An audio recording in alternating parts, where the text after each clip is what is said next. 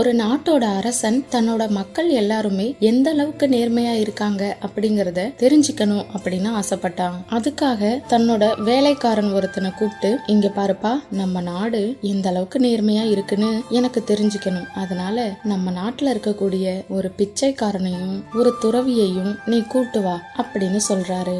சரின்னு சொல்லி வேலைக்காரன் அந்த நாட்டுல இருக்கக்கூடிய ஒரு துறவியையும் ஒரு பிச்சைக்காரனையும் கூப்பிட்டுக்கிட்டு அரண்மனைக்கு வரான்.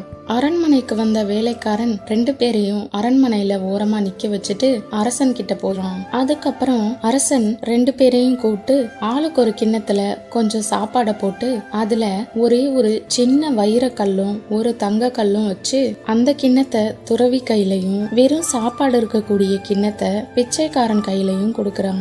அரண்மனையை விட்டு வெளியே போனதும் துறவி பிச்சைக்காரனை கூப்பிட்டு, இந்தாப்பா, இதுல சாப்பாடு நிறைய இருக்கு, அதை என்னால சாப்பிட முடியாது, எனக்கு இப்ப பசி இல்ல, அந்த கொஞ்சமா இருக்க கிண்ணத்தை என்கிட்ட கொடுத்துரு அப்படின்னு சொல்லிட்டு பிச்சைக்காரனோட கிண்ணத்தை துறவி வாங்கிக்கிட்டு தன்னோட வீட்டுக்கு போயிடுறான். பிச்சைக்காரனும் துறவியும் அவங்க வீட்டுக்கு போயிடுறாங்க.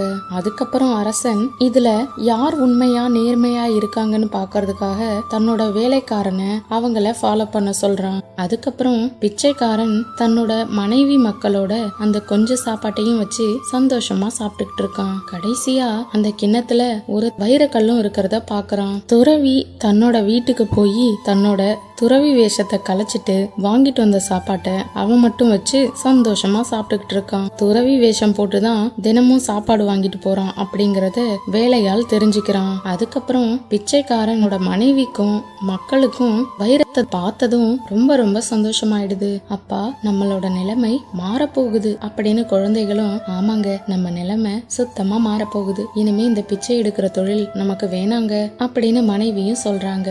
அதுக்கு பிச்சைக்காரன், சேச்சே, இது நமக்குரிய பொருள் இல்லம்மா, நீங்க அப்படி ஆசைப்படக்கூடாது. ஒருவேளை இந்த கிண்ணத்துல இருக்க பொருள் அவங்களுக்கு தெரிஞ்சிருந்தா நம்ம கிட்ட கொடுக்காம கூட இருந்திருக்கலாம் இல்லையா, அதனால இந்த பொருள் அந்த துறவியிடம் சேர்றதுதான் சரி அப்படின்னு சொல்லிட்டு அங்கிருந்து போறான். தன்னோட வீட்டுல இருந்து கிளம்பி போன பிச்சைக்காரனை அரசன் அனுப்பிய வேலைக்காரன் வந்து அழைச்சிக்கிட்டு அரண்மனைக்கு போறான். அங்க போனதான் அரசர் யார் நேர்மையா இருக்காங்க அப்படின்னு தெரிஞ்சுக்கிறதுக்காக இந்த கல்லை வச்சது தெரிய வருது.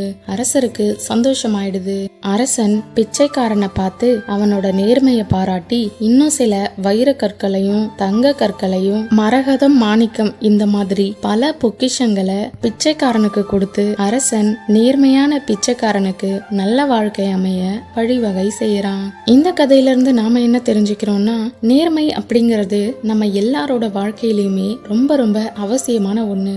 நேர்மை மட்டும் நம்ம கிட்ட இருந்துச்சு அப்படின்னா நம்மள யாராலையுமே ஜெயிக்க முடியாது. பிச்சைக்காரன் இடத்துல உண்மையாவே நீங்க இருந்திருந்தீங்க அப்படின்னா என்ன செஞ்சிருப்பீங்க அப்படிங்கறத மறக்காம கமெண்ட் பண்ணுங்க.